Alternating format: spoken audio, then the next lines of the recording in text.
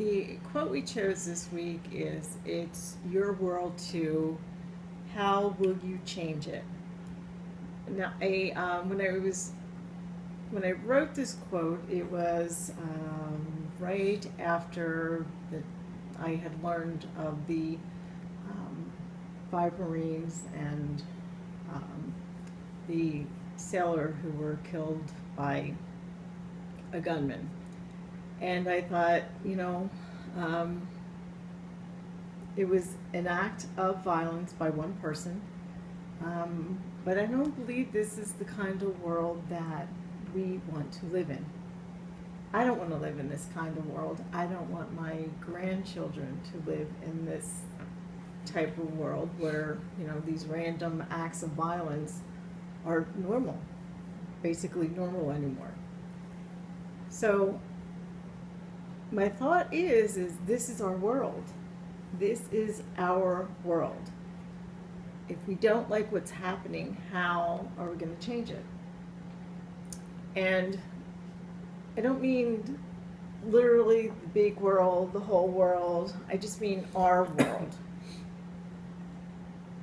How are we going to change it? If you see something that doesn't sit right with you, what are you going to do about it? There's lots of opportunities to do little things. It does not need to be a big, grandiose gesture. Something little. If you see a child who doesn't know how to read, sit and teach them how to read. If you see trash on the road, pick up the trash. And it's just these little things that make a difference. We live by the beach. And when there's trash on the beach, then, some of that trash puts the animals at risk. Pick up the trash, and, it not only makes the beach more beautiful and more pleasant to go to, but it also affects the lives of the animals that live on that beach. So I'm not proclaiming that we need to make big gestures to change the world. Just something little. Yes, you're right. And something little makes a difference, and it creates a ripple effect that might generate somebody else doing something little and creating a difference, and so on and so forth.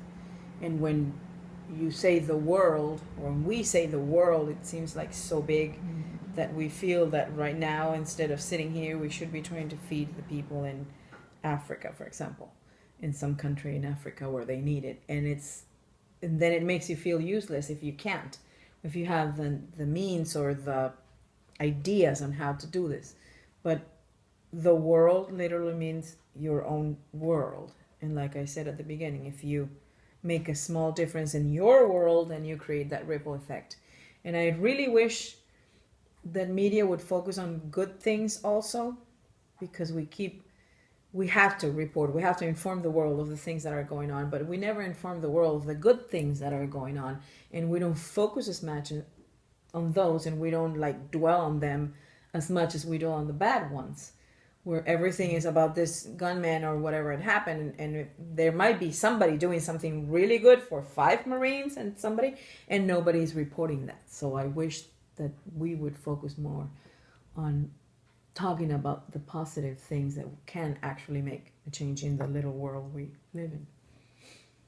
And one of the things that we teach our children, our own children, and all the children that we come in contact with, is that you are important and you make a difference. And if you see something that doesn't sit right with you, if you see somebody that needs some help, make a change in your world by having the courage to make it right. Because we all are important and we all do make a difference. So that's a challenge. The challenge for this week is, if you see something a wrong that needs to be righted, then have the courage to make some steps to do it. So thanks for listening. We'll see you next week.